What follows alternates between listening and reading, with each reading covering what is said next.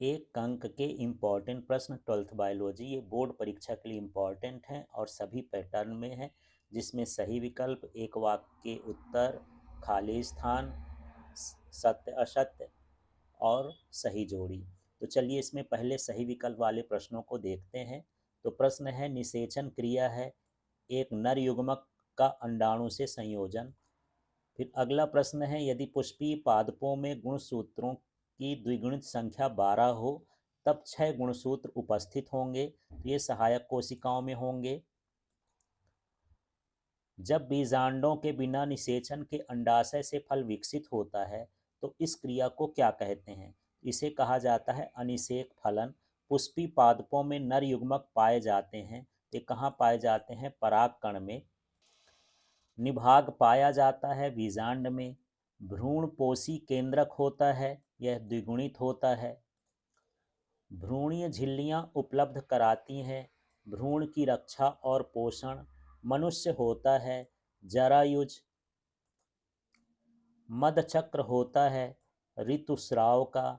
मानव शरीर का कौन सा अंग पुनर्जनन को प्रदर्शित करता है?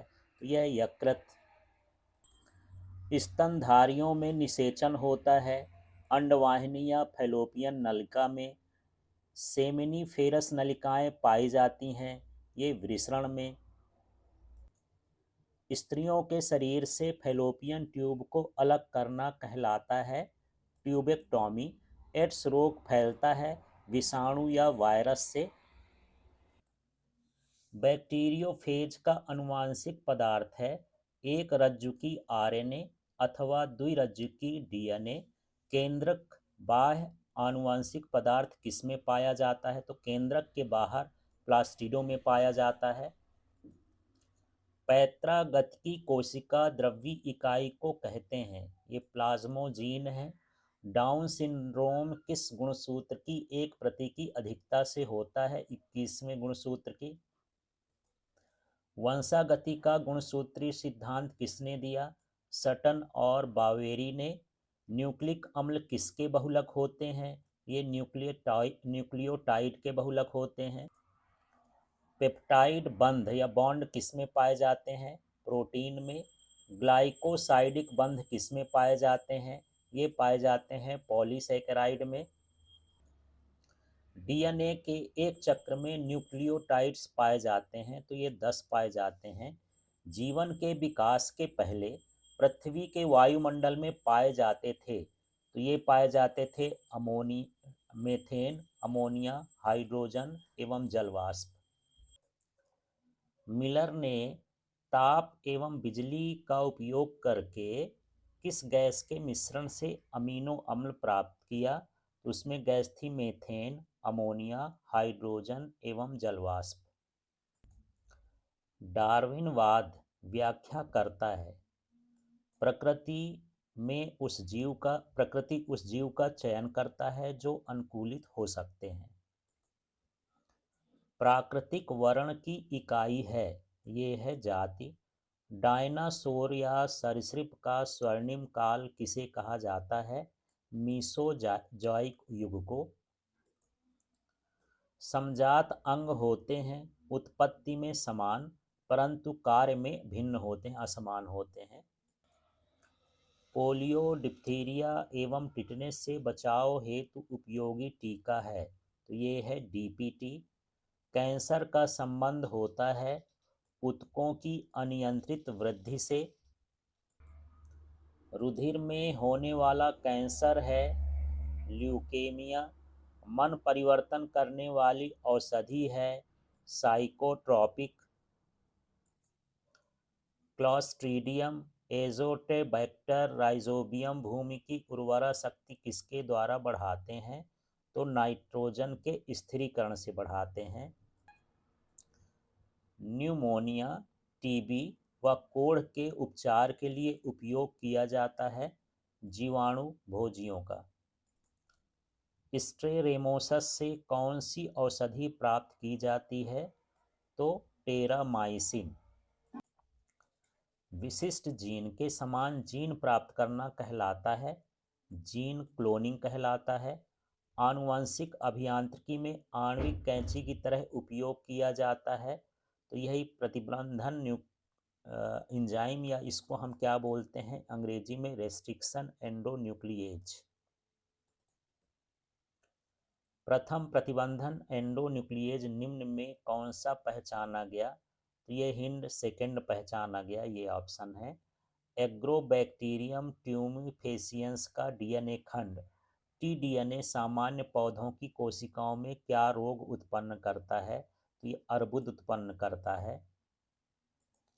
फिर प्रश्न है मानव निर्मित अन्न है, तो ये है ट्रिटिकेल।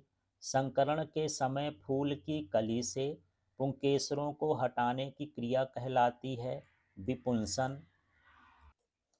बीटी टॉक्सिन है, तो ये है बाह्य कोशिकीय क्रिस्टलित प्रोटीन है।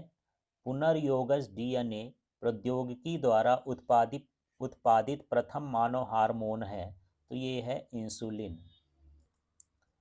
इंसुलिन कितनी पॉलीपेप्टाइड श्रृंखलों से बना होता है? तो 2 श्रृंखलाओं से बना होता है। आंतर कोशिका का समूह जिसमें सभी ऊतकों एवं अंगों की उत्पन्न करने की क्षमता होती है, वो स्टेम कोशिकाएं कहलाती हैं। कवक का पादप के जड़ों के साथ सहजीवी संबंध उदाहरण है, ये है माइकोराइजा। तो ये कवक का और पादप के जड़ों का संबंध है। पारिस्थितिकी तंत्र में ऊर्जा का प्रमुख स्रोत होता है सौर ऊर्जा या सूर्य की ऊर्जा। इनमें से अपघटक हैं जीवाणु व कवक। खाद्य श्रृंखला प्रारंभ होती है प्रकाश संश्लेषण से। अब अगले प्रश्न में है रिक्त स्थानों की पूर्ति कीजिए। बीज में भ्रूण पोष का प्रमुख कार्य खाली स्थान का संग्रहण होता है। इसमें भोज्य पदार्थ आपको भरना है। मक्का के एक बीज पत्र को खाली स्थान कहते हैं, तो ये स्कूटेलम कहते हैं। मानव है एक सजीव प्रजक है। नर एवं मादा युग्मक खाली स्थान होते हैं, ये अगुणित होते हैं। युग्मनज होता है, तो जो युग्मनज होता है वो द्विगुणित होता है। एक परिपक्व पुटक से अंडाणु के मोचित होने की प्रक्रिया को खाली स्थान कहते हैं, तो ये अंडोत्सर्ग कहते हैं। फिर है प्रश्न भ्रूण और गर्भाशय के बीच संवहनी संपर्क बनाने वाली संरचना को खाली स्थान कहते हैं। तो या तो अपरा भर सकते हैं हिंदी में, या अंग्रेजी में प्लेसेंटा भर सकते हैं। मानव जनसंख्या का सांख्यिकी अध्ययन खाली स्थान कहलाता है, तो ये डेमोग्राफी कहलाता है।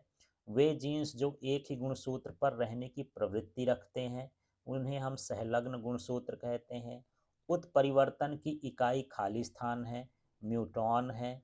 आनुवांशिकी का जनक खाली स्थान को कहा जाता है, तो जॉन ग्रेगर मंडल को कहा जाता है। ड्रोसोफिला मेलेनोगेस्टर पर खाली स्थान ने कार्य किया, टीएच मॉर्गन ने काम किया।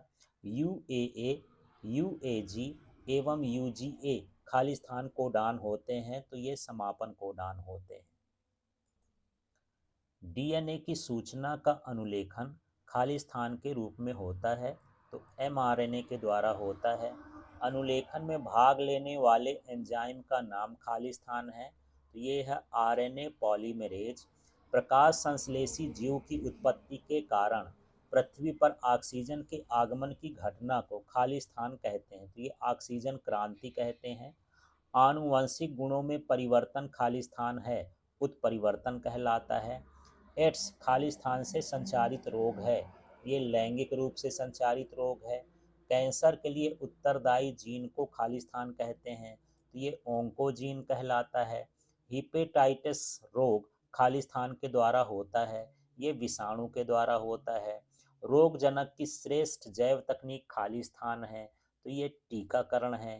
टाइफाइड रोग की पहचान खाली स्थान से की जाती है, तो ये विडाल टेस्ट से की जाती है।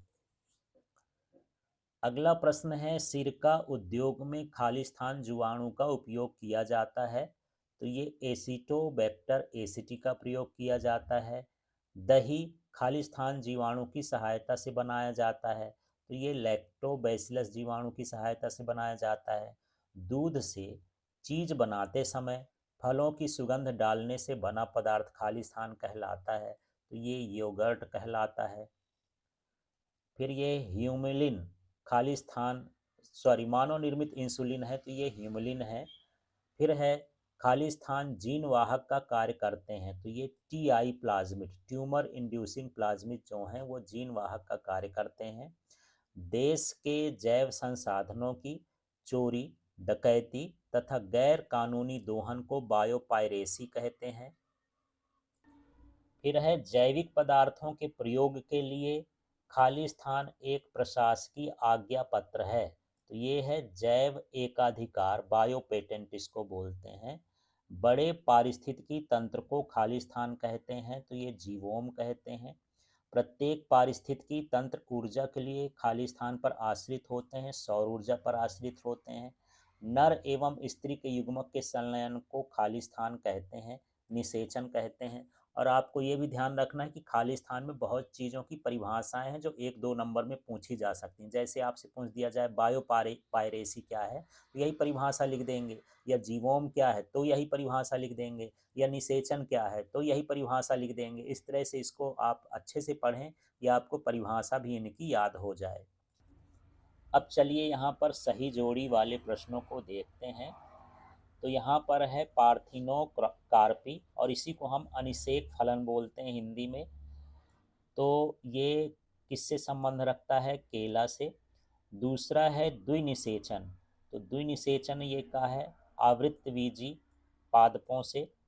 फिर तीसरा है लीची, तो जो लीची है वो क्या है? एरिल है। इसके बाद यहाँ पर क्या है? आम, तो आम जो है ये एक तरह का क्या है? डूप है। इसके बाद यहाँ पर है ट्रांसलेटर, तो ट्रांसलेटर क्या है? आक है। चलिए अगली सही जोड़ी देखते हैं, एक्रोसोम।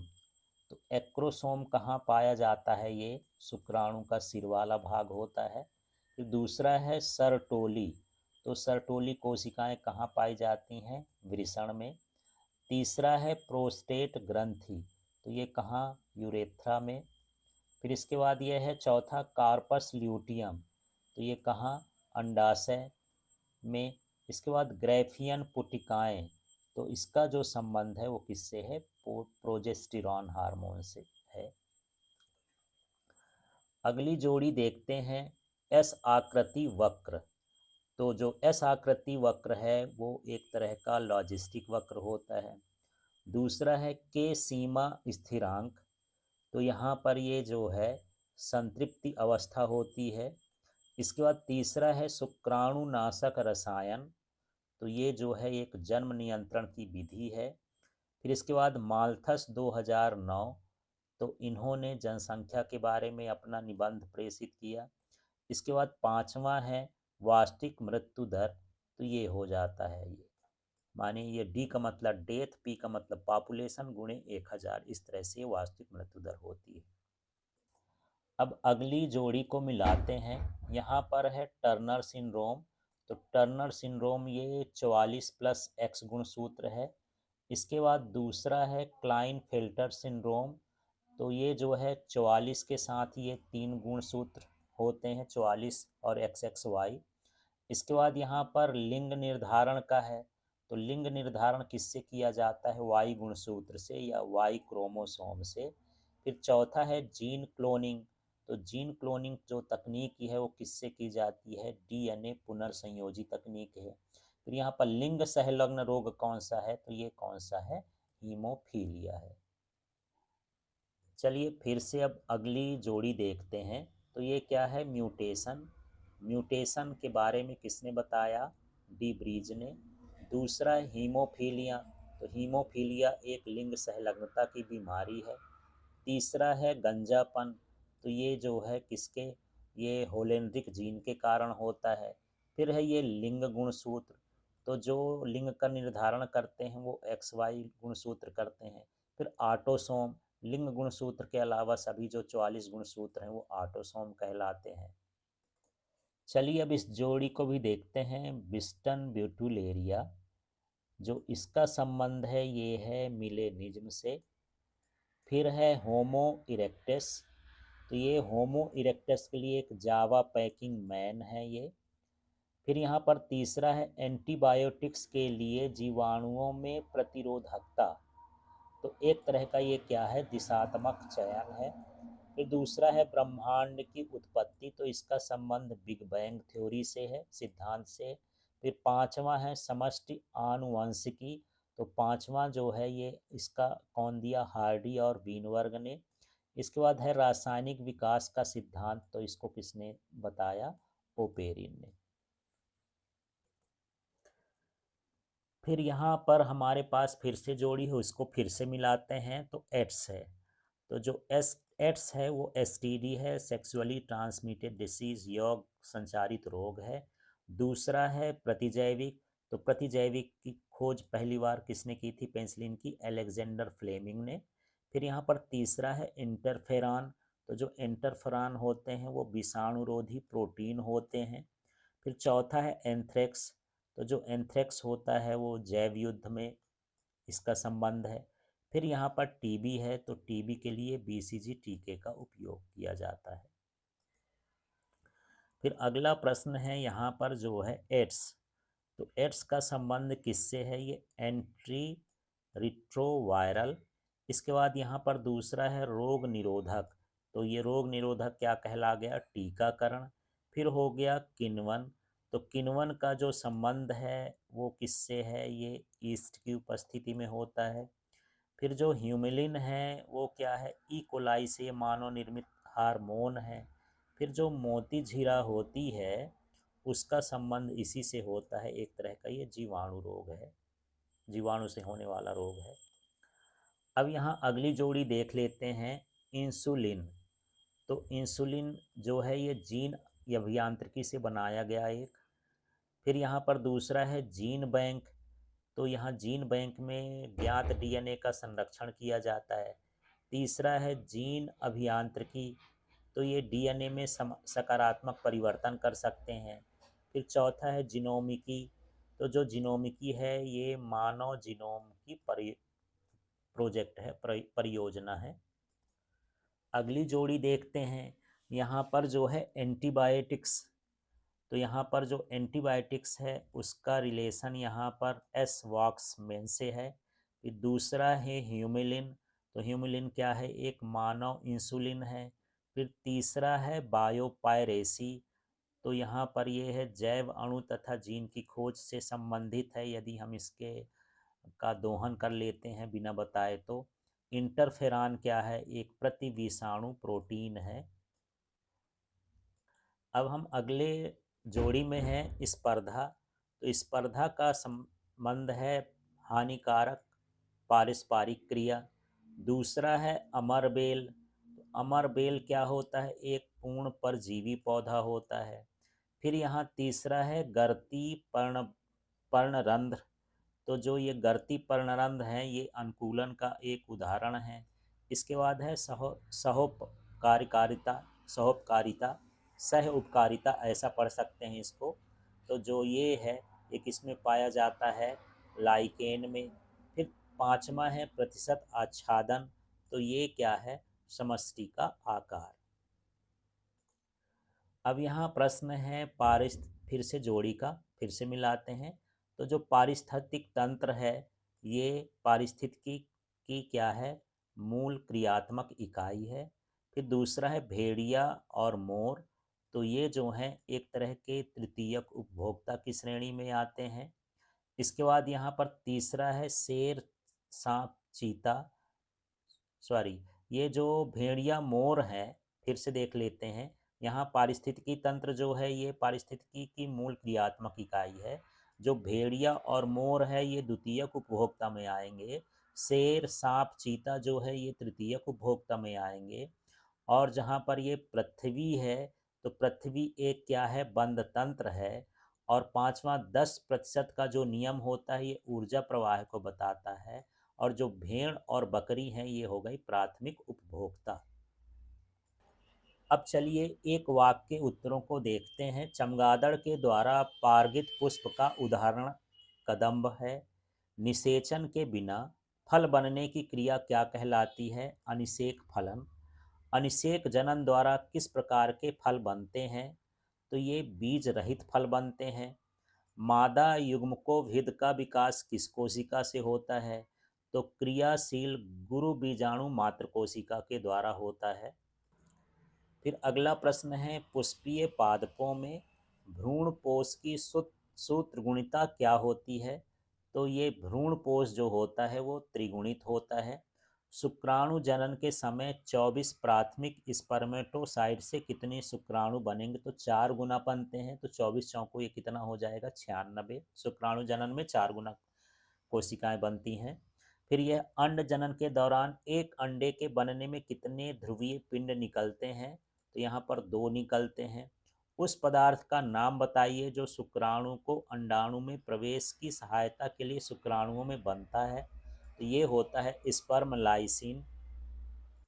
फिर यहाँ अगला प्रश्न है, मनुष्य की उस विकासीय अवस्था का नाम बताइए जिसमें यह गर्भाशय की दीवार में प्रत्यारोपित होता है। तो ये होता है फीटल अवस्था। एक अंडाणु के निर्माण में कितनी ध्रुवीयकाएं बनते हैं? तो 3 बनते हैं। मनुष्य के शुक्राणु में कितने ऑटोसोम होते हैं? तो ये 22 जोड़े होते हैं, 22 होते हैं। फिर यह है, जायगोट से मारुला बनने की क्रिया किस नाम से सूचित की जाती है? तो ये क्रिया क्या कहलाती है? विदलन कहलाती है, क्लीवेज।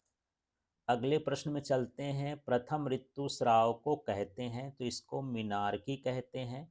10वां है, यौवनारंभ पश्चात मनुष्य में कौन सा युग्मक जनन जीवन पर्यंत तक चलता रहता है? तो ये चलता है शुक्राणु जनन।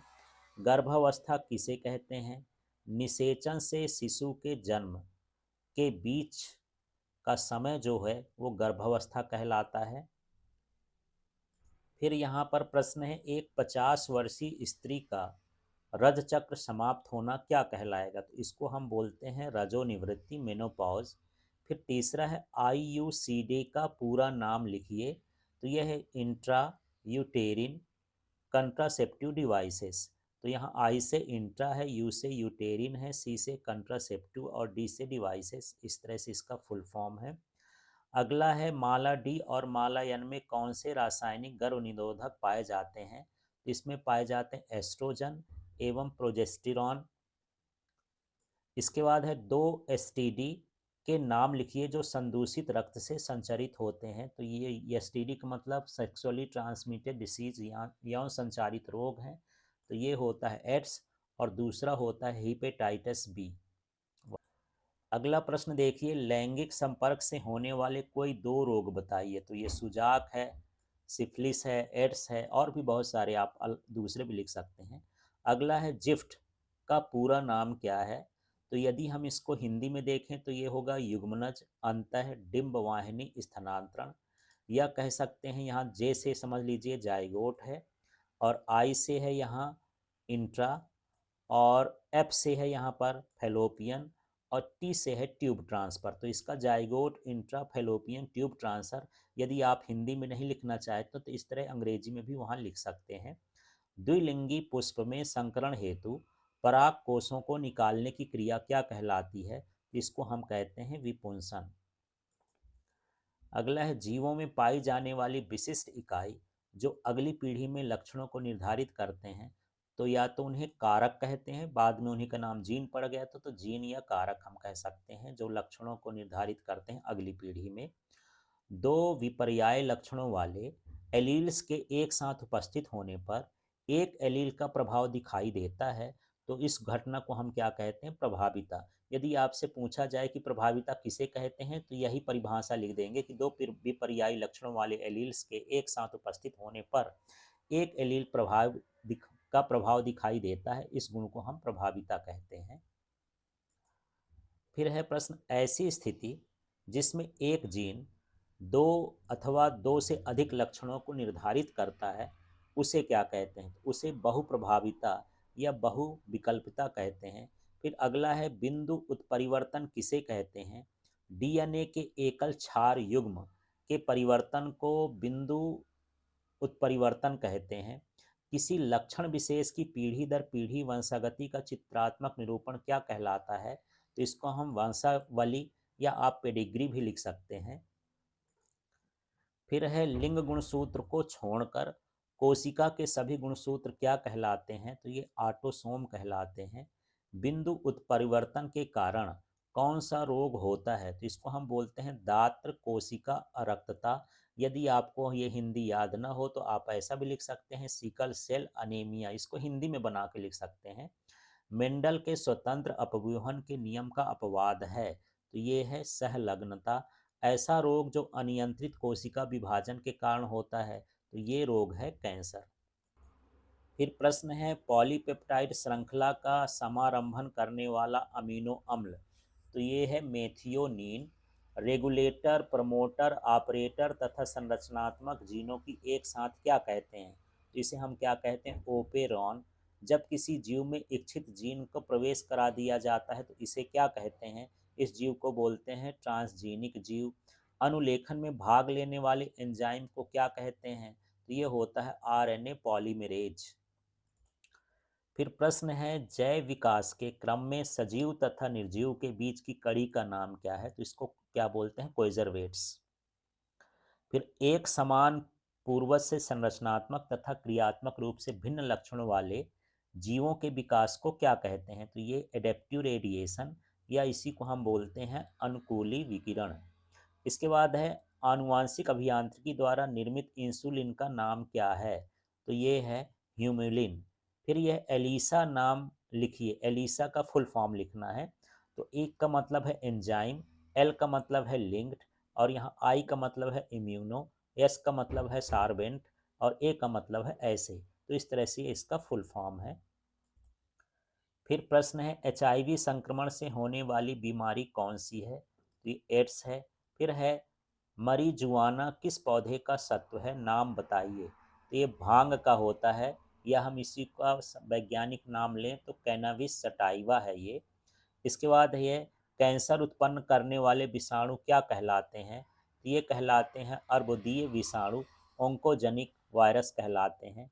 फिर है एलएसडी का पूरा नाम लिखिए, तो एल का मतलब यहाँ पर लाइसर्जिक है, यस का मतलब लाइसर्जिक अम्ल, और यहाँ पर जो है डाई एथिल एमाइड्स।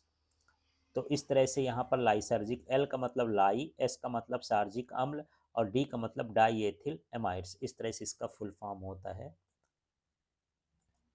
फिर प्रश्न है सहजीवी एवं असहजीवी नाइट्रोजन स्थिकारक जीवाणु के नाम बताइए, तो जो सहजीवी है वो राइजोबियम है, और जो असहजीवी है नाइट्रोजन स्थिरीकरण करता है वो है एजेटोबैक्टर। जिब्रेलिन नामक हार्मोन किस कवक से प्राप्त किया जाता है, तो ये जिब्रेला फ्यूजी कोराई कवक से प्राप्त किया जाता है। प्रतिजैविक किन सूक्ष्म जीवों से प्राप्त किया जाता है, तो ये मुख्यतः जीवाणु और कवक द्वारा प्राप्त किए जाते हैं। किसी एक मीथेनोजेन जीवाणु का नाम लिखिए, तो यहाँ पर उस जीवाणु का नाम है मेथेनोबैक्टीरियम। इसके प्रजाति के सभी जो जीवाणु हैं मेथेनोजेन कहलाते हैं। फिर प्रश्न है एक स्वपोषी नाइट्रोजन स्थिरीकरणकर्ता सूक्ष्म जीव का नाम बताइए, तो जो स्वपोषी नाइट्रोजन स्थिरीकरण सूक्ष्म जीव है वो है एनाबीना। किसी ऐसे संक्रमणकारी कारक का नाम बताइए जिसमें ना तो डीएनए होता है और ना ही आरएनए होता है, इसको क्या बोलते हैं, प्रियॉन। प्रथम जंतु क्लोन का नाम बताइए, तो ये जंतु क्लोन कौन थी, डॉली, भेड़ का नाम था ये। फिर है प्रश्न विषाणुओं को नष्ट करने वाला जैव अणु जो मनुष्य में विषाणु प्रतिरोधकता उत्पन्न करता है उसे हम एंटरफेरान कहते हैं। अब यहाँ अलग से भी परिभाषा आ जाएगी कि एंटरफेरान किसे कहते हैं, तो यही परिभाषा हो जाएगी विषाणुओं को नष्ट करने वाला जैव अणु जो मनुष्य में विषाणु प्रतिरोधकता उत्पन्न करता है एंटरफेरान कहलाता है। तो इन प्रश्नों को ऐसे भी समझना है कि ये 1 नंबर में आए हैं, लेकिन इसी से हम जो है बड़े प्रश्न भी 2 नंबर के भी बना सकते हैं। फिर ये है टीआई प्लाज्मिड का स्रोत क्या है, तो इसका स्रोत होता है एग्रोबैक्टीरियम ट्यूमीफेसियंस, इसको याद कर लेना है, एग्रोबैक्टीरियम ट्यूमीफेसियंस है। इसके बाद है पीसीआर का पूर्ण नाम लिखिए, इसमें कौन सा इंजाइम प्रयुक्त होता है, तो ये पी का मतलब है यहाँ पर पॉलीमरेज, सी का मतलब चैन रिएक्शन, और हिंदी में कहें तो पॉलीमरेज श्रृंखला अभिक्रिया। इसमें जो है टेक डीएनए पॉलीमरेज इंजाइम जो है प्रयुक्त किया जाता है। फिर अगला प्रश्न है जीवाणु भोजी किसे कहते हैं, तो जीवाणुओं को संक्रमित करने वाला विषाणु। जीवाणु भोजी कहलाता है। जो जीवाणुओं को नष्ट करता है, संक्रमित करता है, उसी विषाणु का नाम जीवाणु भोजी है। इलेक्ट्रोफोरेसिस में डीएनए को देखने के लिए किससे अभिरंजित किया जाता है? तो हम इसको अभिरंजित करते हैं इथिडियम ब्रोमाइड नामक यौगिक से। इलेक्ट्रोफोरेसिस या वैद्युत कण संचलन में क्या होता है? तो डीएनए खंड का पृथक्करण एवं विलगन होता है। प्रथम ट्रांसजेनिक फसल का नाम क्या है? तो ये क्या है? तंबाकू। फिर है प्रश्न, बीटी कपास में स्थानांतरित कीटरोधी प्रोटीन का नाम है, ये है क्राई प्रोटीन, या हम इसको क्रिस्टलीय प्रोटीन भी कहते हैं। मानव निर्मित इंसुलिन का नाम क्या है? तो ये है ह्यूमिलिन। प्रथम पारजीनी गाय का नाम क्या है? रोजी। बीटी विष, बीटी टॉक्सिन प्रोटीन किसके द्वारा उत्पन्न होता है? तो ये होता है बैसिलस थूरिनजिएंसिस के द्वारा, याद कर लेना है आपको अच्छे से। फिर यहाँ प्रश्न है, उस जीवाणु का वैज्ञानिक नाम लिखिए जिसमें बीटी जीव विष निर्मित होता है। तो ये फिर से आ गया बैसिलस थूरिनजिएंसिस। फिर लाइकेनों में सहजीवी रूप से कौन से दो जीव पाए जाते हैं? तो शैवाल और क्या पाए जाते हैं? कवक। फिर जीव संख्या वृद्धि में किस प्रकार के वक्र प्राप्त होते हैं? तो या तो आप सिग्माइड वक्र लिख सकते हैं या कैसा, लॉजिस्टिक वक्र लिख सकते हैं जीव संख्या वृद्धि में। दी गई अवधि में समष्टि में होने वाले मौतों की संख्या को क्या कहते हैं? इसको क्या कहते हैं? मृत्यु दर। और यहाँ पर मृत्यु दर किसे कहते हैं उसकी भी परिभाषा हो जाएगी, इसी से बना लेंगे आप। फिर प्रश्न है, इकोसिस्टम शब्द का प्रयोग किसने किया था? तो एजी टेंसले। यदि एजी आपको याद ना हो तो सीधे टेंसले भी लिख सकते हैं। ऊर्जा प्रवाह के प्रत्येक स्तर पर कितने प्रतिशत ऊर्जा का ह्रास होता है? ह्रास माने कमी होती है, तो ये 90%। फिर एक पोषण स्तर से दूसरे पोषण उस तक स्तर तक कितनी ऊर्जा पहुंचती है? तो ये 10% है। तो यहाँ पर देखिए ऊर्जा ह्रास का मतलब ऊर्जा में कमी कितनी होती है, 100 में 10 ही जा रही तो 90%। तो आपको दोनों क्वेश्चन समझना है। एक पोषण से दूसरे पोषण स्तर तक 10% जाती है, और यदि उसमें ऊर्जा का जो ह्रास होता है कितना होता है? 90%। तो आपको समझ लेना है कि कैसा प्रश्न आएगा, क्या जवाब देना है। फिर यह है, सर्वाधिक उत्पादकता प्रदर्शित करने वाले पारिस्थितिक तंत्र का नाम लिखिए। तो ये होता है उष्ण कटिबंधीय पारिस्थितिक तंत्र। अब प्रश्न आ जाते हैं यहाँ पर सत्य और असत्य। तो यहाँ पर है प्रश्न, बीजांड अपना भोज्य पदार्थ भ्रूण से प्राप्त करता है, असत्य है, बीजांडासन से प्राप्त करता है। फिर बीज के बाहरी आवरण का नाम बीजचोल है, ये सत्य है। इसका पराग कण की बाह्य भित्ति बाह्य चोल कहलाती है, ये भी सत्य है। सेब वास्तविक फल का उदाहरण है, असत्य है, ये कूट फल है या छद्म फल है।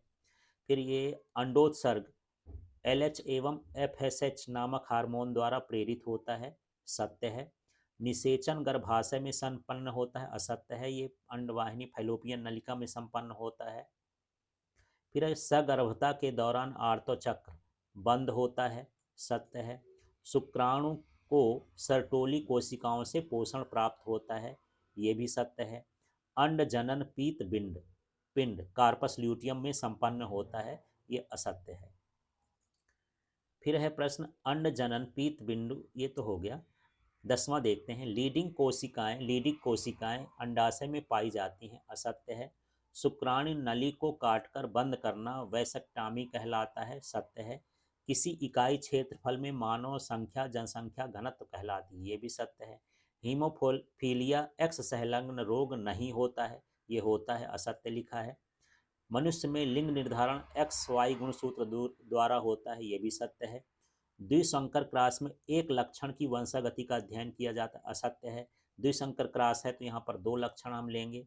हीमोफीलिया रोग में चोट लगने पर रक्त का स्राव रुक जाता है, गलत है, रक्त का स्राव नहीं रुकता है। आपको ये ध्यान रखना, हीमोफीलिया रोग में चोट लगने पर रक्त का स्राव नहीं रुकता है, इसमें नहीं लिखा है, इस नहीं लिखा है, इसलिए सत्य है। वर्णांधता लिंग संलग्नता का उदाहरण है, सत्य है। प्रोटीन की इकाई अमीनो अम्ल है, ये भी सत्य है। अब यहाँ 20वें प्रश्न में, डीएनए एवं आरएनए दोनों न्यूक्लियोटाइड्स के पॉलीमर होते हैं, बहुलक होते हैं, सत्य है।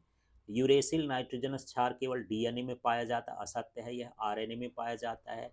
एयूजी प्रारंभन कोडान है, सत्य है। आनुवांशिक रूप से समान जीवों का समूह क्लोन कहलाता है, यह भी सत्य है। यदि क्लोन की परिभाषा आएगी तो यही आप लिख सकते हैं। ऑरिजिन ऑफ स्पीसीज नामक पुस्तक चार्ल्स डार्विन ने लिखी थी, सत्य है। रोग समाप्त हो जाने के बाद शरीर में उत्पन्न रोग प्रतिरोधक क्षमता सक्रिय प्रतिरक्षण कहलाती है, ये भी सत्य है। एक अणु जो एक विशेष प्रतिजन को ही नष्ट करता है प्रतिरक्षी होता है, सत्य है। ओंकोजीन्स की सक्रियता से कैंसर रोग नहीं होता है, यहाँ नहीं लिख दिया कैंसर रोग होता है, मतलब ये असत्य हो गया। फिर यहाँ है नाइट्रोसोमोनास एवं नाइट्रोबैक्टर नाइट्रीफाइंग जीवाणु है, नाइट्रोजन स्थिरीकरण करते हैं, सत्य है। ईस्ट बेकरी उत्पाद को प्राप्त करने में उपयोगी होता है, सत्य है। फसल के साथ उगे अवांछित पौधों को खरपतवार कहते हैं, ये भी सत्य है। चार्ल्स डार्विन ने एंटीबायोटिक पेनिसिलिन की खोज की थी, असत्य है। यहाँ पर जो है अलेक्जेंडर फ्लेमिंग होना चाहिए। पादपों में कायिक संवर्धन द्वारा उत्पादित संततियों को क्लोन कहते हैं, ठीक है। प्रतिबंधन इंजाइम जिसको रिस्ट्रिक्शन इंजाइम को खाली आणविक कैंची कहते हैं, ये भी सत्य है। परजीविता पैरासिटिज्म में दोनों जीवों को लाभ होता है, असत्य है। एक जीव को लाभ होता है और एक को कोई प्रभाव नहीं पड़ता। दूसरा है लाइकेन कवक शैवाल का एक सहजीवी संबंध है, सत्य है।